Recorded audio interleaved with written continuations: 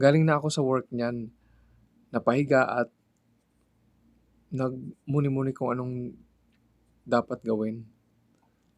Hindi ako mapakali. At maya-maya pa'y nagbihis na ako kasi naisip ko mag-jogging na lang pala ako. Naghanap ako ng isusuot ko diyan sa may tokador ko at nakapili na ako ng black shirt.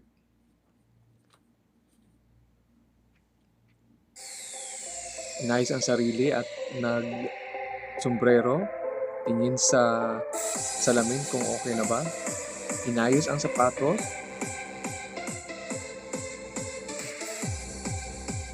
At nagpatay ng ilaw at lumabas na. Bumaba na ng hagdanan, nagmamadali kasi maglakad lang kasi ako. Ayan, pangalawang kanto na, medyo malayo-layo kasi yung puntahan ko. Alam nyo na, wala tayong sasakyan, kaya mag-jogging na, maglakad pa. At pasilip ko sa inyo ang nilalakaran ko.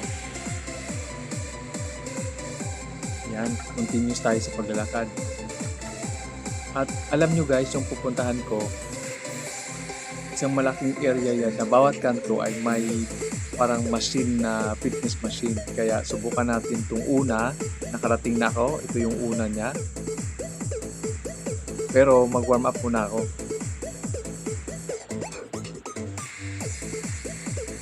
Bali, ito yung unang kanto na may ganyang machine.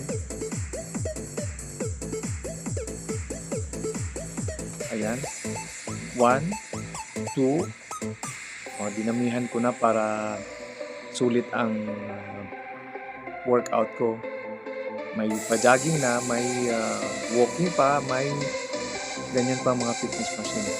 Tapos tumakbo na ako papunta sa kabilang kanto. Medyo mahaba-haba yung kanto na yan. Kaya video natin, siyempre ituloy natin. Tapos pagdating ko sa dulo, sa kabila, yan na yung naabot. Yan yung machine doon. Yan, ibang machine naman, gumana sa kuya. Ibang fitness machine naman, ganyan siya.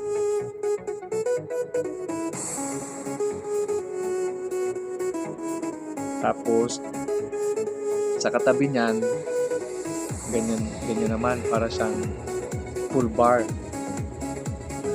Full bar ako dyan. 1, 2,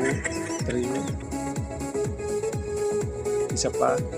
1, 2, 3. Tapos, napaikot-ikot ako niyan. Napaikot-ikot. Parang lambitin na karne. Hindi pa na satisfied. Umikot pa sa kabila. Pull up pa uli. Tapos, walking sa kabilang side naman. Pagdating sa dulo, sa kabilang dulo, yan naman ang nabutan ko. Pangatlong na siya, pangatlong kanto na may ganyang machine. Yan. Push naman. Push. Push.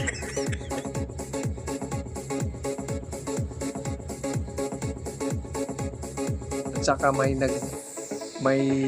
nagkusang loob na mag-video daw siya sa akin. Tapos ang sabi niya, maliit daw ako kaya hindi ko halos maabot yung hawakan. Yun, dinamihan ko pa. Para maganda talaga ang pag-workout natin.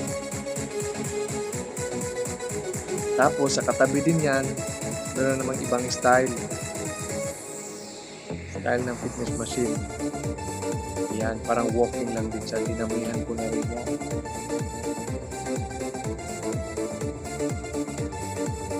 Tapos bumitaw pa ako dyan sa hawakan. Parang magaling, dinamihan,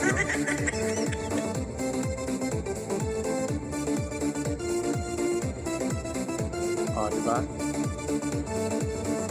Tapos nagpa-video na naman ako. Nagpa-video ako ng kuya dyan.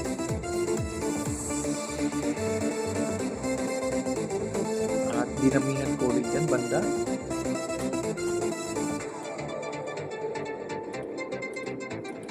Alam nyo guys, yung last area na yan, yung last machine na yan, napaisip ko kung anong gagawin ko.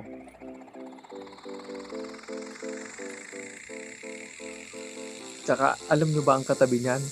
Yun yung kinainan ko. Kasi after workout or jogging, may kainan yan dyan sa dulo.